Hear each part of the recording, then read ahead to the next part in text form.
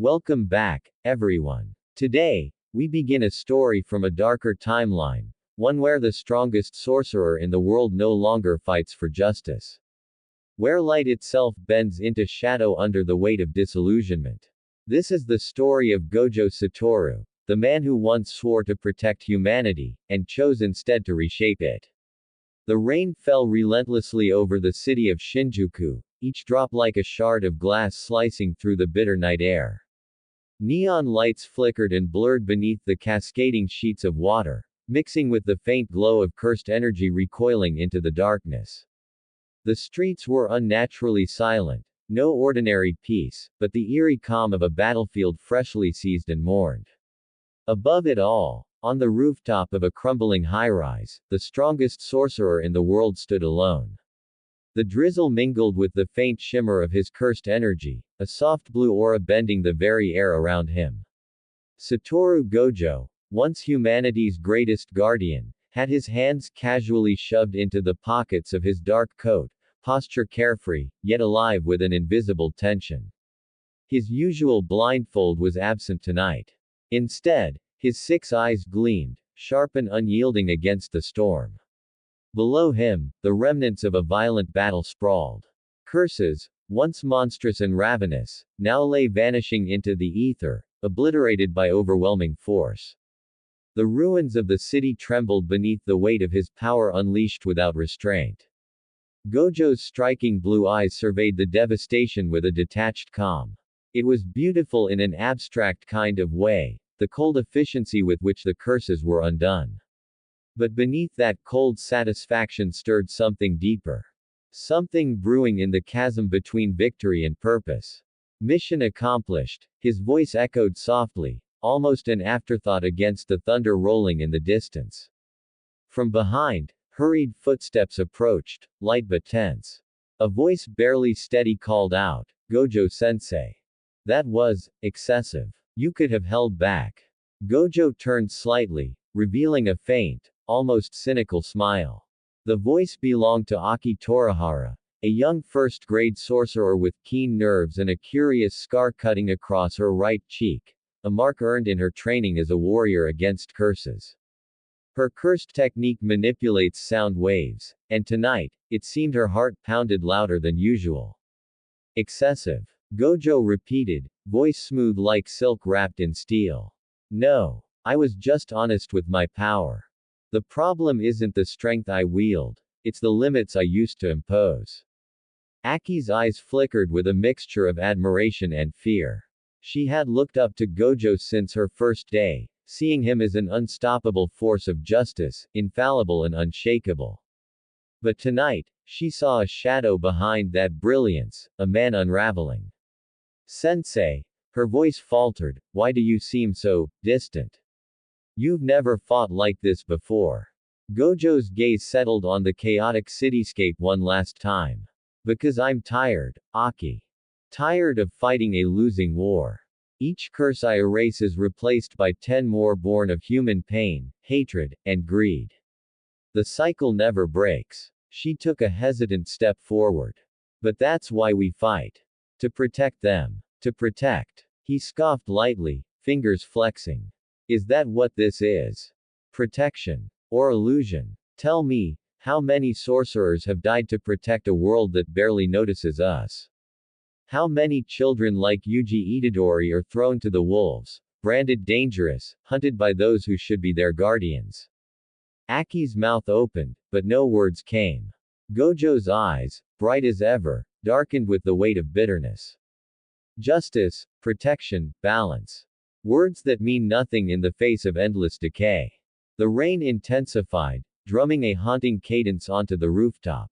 The city below continued its restless slumber, unaware that the very man they hailed as a savior now questioned everything he stood for.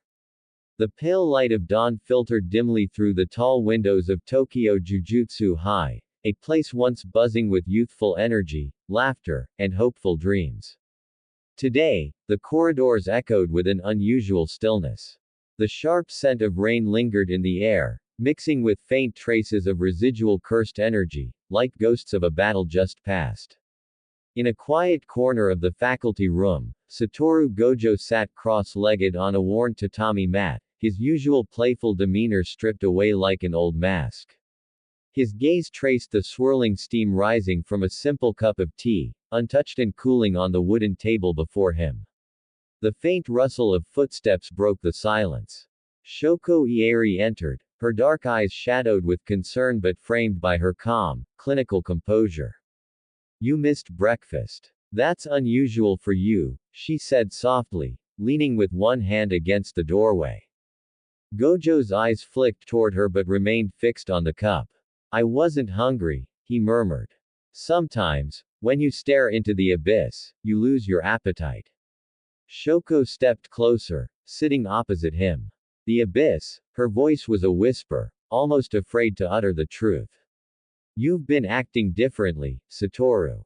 More distant. He chuckled, but it was hollow. Maybe I'm just tired. Tired of the same sword swinging in the darkness. He looked up, meeting her gaze. Tell me, Shoko. Do you ever wonder if what we're doing actually makes a difference? We fight cursed spirits, one battle at a time, but the infection remains. Humans keep feeding hate, grief, and despair into the world. Are we fighting the symptoms or the disease itself? Shoko sighed, rubbing the bridge of her nose. You're carrying the weight of the world alone again. That's your curse, not ours. Perhaps. Gojo's voice softened. But it feels like the world's weight is crushing me. Silence hung heavy between them until the crisp flapping of paper cut through the tension. A messenger bird landed on the windowsill and dropped a scroll onto the table. The gold seal shining ominously. Gojo accepted the delivery with a steady hand and broke the seal. His eyes scanned the contents rapidly. A single command stood out, written in characters that scorched his heart. Execution order. Yuji Itadori, immediate. For a heartbeat, the world stopped. The boy he had trained, the vessel he had protected, now sentenced to death by those he once called peers. Shoko's eyes widened as she caught his tremor. Satoru, what does this mean? Gojo's breath hitched, a rare crack in his usual unbreakable facade. It means, the very people I trusted are ready to kill the future. His fingers clenched the scroll until the paper creased in protest, and a storm brewed silent and lethal behind his bright gaze. The day collapsed into chaos after that. That evening, beneath a sky thick with bruised clouds, Gojo made his way to the secretive communication hall. Hidden deep within Tokyo's shifting underworld, the elders convened, a gathering shrouded in ancient rites and cold authority. The hall hummed with arcane energy. Runic symbols glowed golden against polished obsidian walls. Floating above the central dais were the ethereal forms of the Jujutsu elders, their faces carved from generations of tradition and unyielding judgment. Gojo stepped forward, his presence cutting through the sacred silence like thunder through glass. You dare summon me here? His voice rumbled, low and steady, the power behind it bending space itself. The first elder's spirit, an imposing figure cloaked in mist, coiled his reply with disdain. Gojo Satoru, you have strayed too far from the path. The boy, Yuji Itadori, is a vessel of catastrophe. You know this. You cannot protect what endangers humanity. Gojo's lips curled into a chilling smile. You think I don't know? That I haven't swallowed this bitter truth every day. But it was you who forced his hand to embrace that power. Another elder spoke, her voice cold and precise. We preserve balance. You undermine it with your arrogance. The balance you speak of is a cage. You are cowards hiding behind doctrine while humans perish, Gojo shot back. You claim to serve fate, but all you do is destroy hope. The boy isn't the problem, you are. A low murmur spread among the elders, their forms flickering with agitation. Gojo's eyes glowed intensely, blue fire that melted the illusions surrounding them. You are not gods. You are tyrants fearing change, he declared with finality. If you cling to your cowardice, then I will become the god this world needs. With a snap, space rippled violently. Where Gojo had stood moments before, there was nothing but the faint imprint of energy dissipating into the void. The elders recoiled in shock. But Gojo's threat lingered like a storm warning in the air. Outside the hall, the city held its breath. Somewhere in distant darkness, a new dawn was beginning, one shaped by the strongest sorcerer's descent into defiance. The night deepened, cloaking the world in shadows that blended with the fiery embers of a crumbling ideal. Gojo found himself standing at the center of the school courtyard, the place where his journey as a protector had begun. The cold stone beneath his feet felt like the only thing keeping him tethered to the reality he was about to abandon. His mind churned. Memories swirled. Yuji's laughter, bright and hopeful. Megumi's steadfast resolve. Nobara's fierce determination. Their faces, he whispered, voice heavy, how do I turn my back on those I've sworn to protect? Yet, what choice remains when the very system devours them? Shadows flickered across the wet ground as a figure approached silently, Aki Torihara, her scarred cheek catching the moonlight. Sensei, she said softly, hesitant. I don't understand. You've always been our strength, our light. Why does it feel like you're slipping away? Gojo's eyes, bright but weary, met hers. Because sometimes, light can blind as easily as it guides. Aki took a tentative step closer. We can fight together. I believe in you. He smiled. A faint, bittersweet curve of lips. Beliefs are fragile things. I'm tired of fooling myself with hope. The air warped around him as cursed energy bloomed into white-blue tendrils, swirling with a hunger that sent chills down Aki's spine. If I'm to save this world, Gojo murmured, I must burn it first. With those words, space rippled once again. The ground beneath them shifted and twisted, bending reality like paper.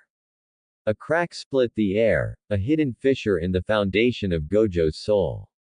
And in that fracture, a new, terrifying power was born.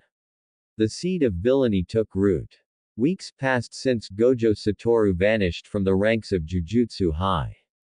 Rumors twisted like dark vines through the sorcerer community, cities scarred by inexplicable phenomena, cursed spirits bowing to an unseen ruler, and the very fabric of reality bending beneath a terrifying new force.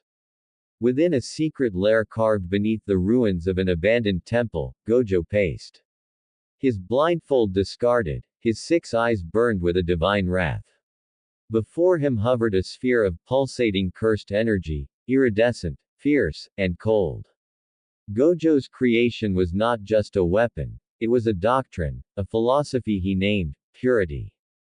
Unlike his previous limitless techniques, Purity sought to strip away the humanity that bred curses, not by mercy, but by ruthless purification. From this doctrine sprang new cursed techniques, strange and terrifying.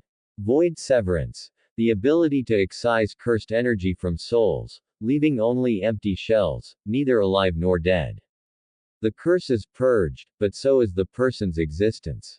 Absolute isolation, binding enemies into infinite spatial pockets where time dilates, trapping them in eternal solitude. Prisoners experience endless moments, lost in paralysis. Reflection of judgment, a mirror-like barrier reflecting curses back onto their creators, amplifying their cursed energy to obliteration. Gojo's ministry to cleanse the world was harsh and absolute. He gathered followers, disillusioned sorcerers and cursed souls who believed in his vision of a perfect, curse-free world.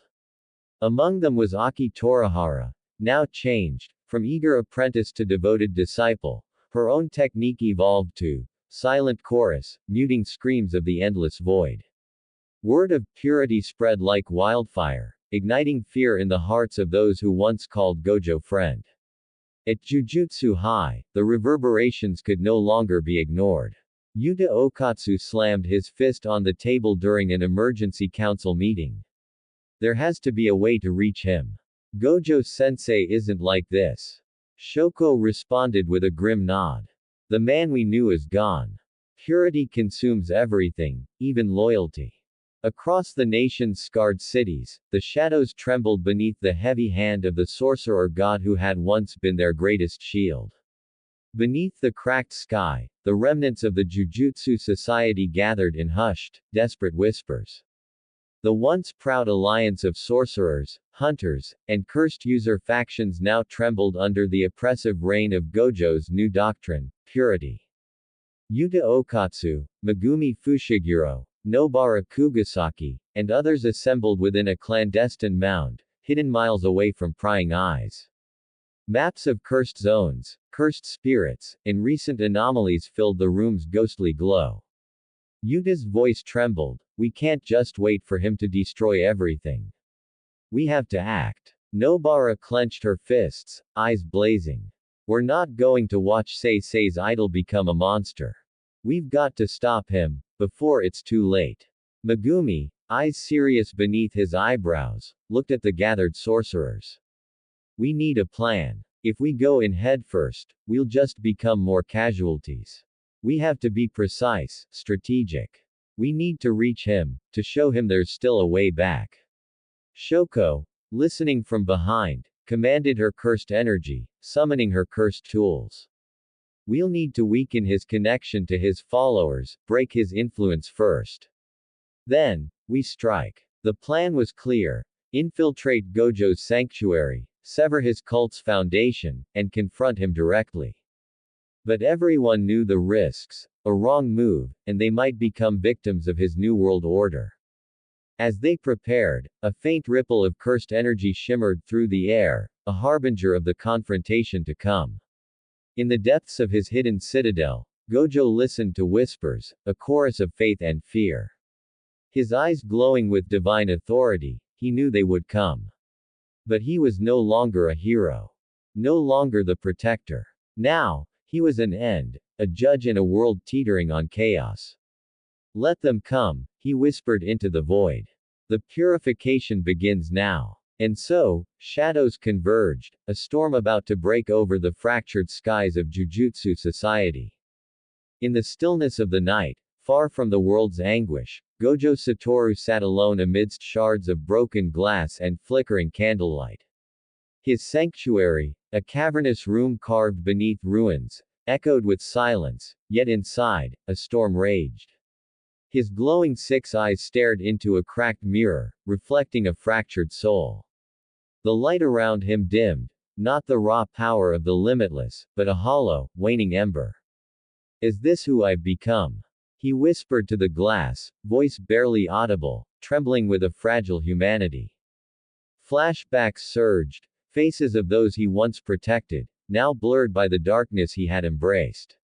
Yuji's hopeful smile, Megumi's steady gaze, Nobara's fiery spirit, all ghosts haunting his mind. He clenched his fists, cursed energy flaring uncontrollably. If I fall, then I fall. But I will not watch the world rot beneath lies and cowardice. A sudden memory stabbed deeper. His encounter with the elders, their cold judgments, their betrayal. The system failed them, all of them, he muttered, voice breaking. I have to be the reckoning. The only way out of this rot is to burn it down. Tears welled in his eyes, unseen beneath the brilliance of his cursed aura. Am I the villain, or the salvation? A flicker of doubt faltered within him, a chasm opening between conviction and remorse, a war between a shattered ideal and unbearable loneliness. The night stretched endlessly, and as dawn threatened the horizon, Gojo remained trapped, both god and ghost in a world that no longer recognized the man beneath the power. The city lay shrouded in a choking mist, streets empty but alive with the distant hum of cursed energy. The sorcerers moved like ghosts beneath the heavy veil of night, each step measured, every breath held in tense anticipation. Yuta Okatsu led the vanguard, his cursed energy bristling with determination and desperation. Beside him, Megumi and Nobara exchanged tense glances, no words, only silent prayers. Their target was a fortress of warped space and broken ruins, Gojo's sanctuary, the crucible of the Purity Doctrine. As soon as we breach the barrier, Yuta whispered, we split, quick and precise. Find Gojo, weaken his followers. We end this before it spreads further. The barrier that cloaked the sanctuary shimmered like a mirage, layered with spatial curses designed to twist and trap invaders. But their mission was clear. With a roar, Yuta unleashed his cursed energy in a cleaving strike that cracked the barrier's foundation. The assault rippled through the warped space like a thunderclap. Inside, Gojo's followers rallied, cursed techniques sparking in violent bursts. Aki Torihara stood at the forefront, her silent chorus, weaving a suffocating silence that stifled screams and sound. The battle erupted, light against shadow, hope against devastation. Amidst the chaos, Yuta locked eyes with Gojo, his former mentor, now a towering figure glowing with unbearable power. Sensei, it's not too late, Yuta called out, pain bleeding through his voice. Come back. We can fight this together. Gojo's smile was bitter, a storm contained in brilliance. I am beyond your reach now. This world needs cleansing, not saving. The clash of cursed energy shattered the night as the two forces collided, each blow carrying the weight of years, friendships, betrayals. As the battle raged, deeper in Gojo's mind, the fracture widened, a desperate fight between what was and what must be. The night's darkness boiled like a tempest as cursed energy clashed in a maelstrom of light and shadow. Gojo Satoru loomed at the heart of his sanctum, a titan bathed in radiant blue, eyes burning with divine fury. His boundless power twisted reality, rippling through space and time like a final act of cosmic rebellion. Yuta, Megumi, Nobara, and the rest fought with every ounce of their strength, but the sheer magnitude of Gojo's assault was staggering. His cursed techniques, void severance and absolute isolation, unleashed waves of destruction that tore apart the very fabric of the battlefield.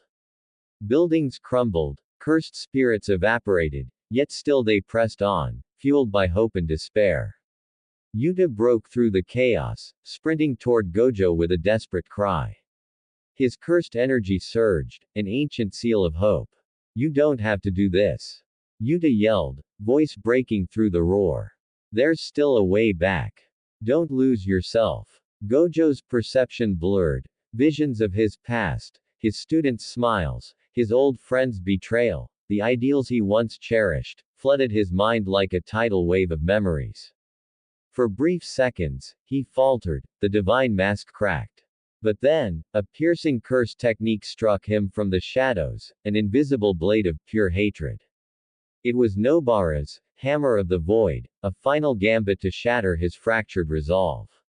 In that moment, Gojo's own curse surged back with berserk fury, warping into a new form, an expression of his inner conflict, now turned into a weapon of annihilation. The ground shattered, and space torn apart as Gojo's overwhelming power resounded across the city. Wave after wave of cursed energy flared, an unstoppable storm. Yuta, battered and bloodied, looked up at the towering figure, whose radiant visage was now a mask of resolve and ruin. He whispered to himself, we'll stop him, no matter what. The clash reached a fever pitch as the sky cracked open, light and darkness colliding in an apocalyptic spectacle. In the heart of the crumbling sanctuary, time seemed to stand still. The air was thick with charged cursed energy, every breath drawn was a symphony of raw power and desperation. Gojo's eyes blazed with unyielding light, his body a conduit for the limitless flow amplified by the Purity Doctrine. Yet beneath the radiance, the fractured man wrestled silently with his fading humanity. Yuta's voice cut through the chaos, clear and resolute. Sensei, don't lose yourself. Gojo's gaze faltered as memories surged. Yuji's laughter, the trust of friends, the warmth of a world he once vowed to protect. The storm within him clashed violently, destruction versus salvation. With a tremor in his voice, Gojo whispered, was I ever truly free? His cursed energy exploded outward, an infinite expansion of power that bent reality to its breaking point. Space itself seemed to unravel around him, the horizon blurred into endless blue and black. Yuta, Megumi, and Nobara braced themselves, but Gojo's next move was unexpected. He raised a trembling hand, not to strike, but to reach. Help me, he breathed.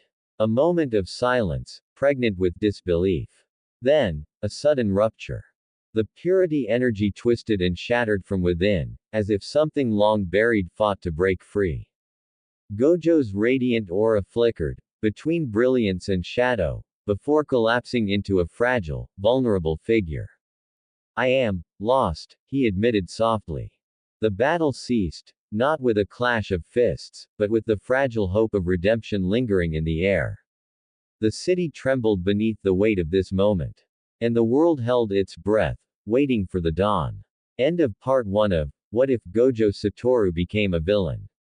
And so concludes the first chapter of A Dark Tale, the fall of the strongest sorcerer who once stood as humanity's shining shield. Gojo Satoru's journey spiraled from hope to despair, from protector to paradox. His power, both divine and devastating, shattered not only the world around him but the very soul within. But in the devastating aftermath of battle, beneath the radiant mask and broken convictions, there flickers a fragile ember, a whisper of redemption, a struggle to reclaim the light lost in the abyss. This is no ordinary villainous tale.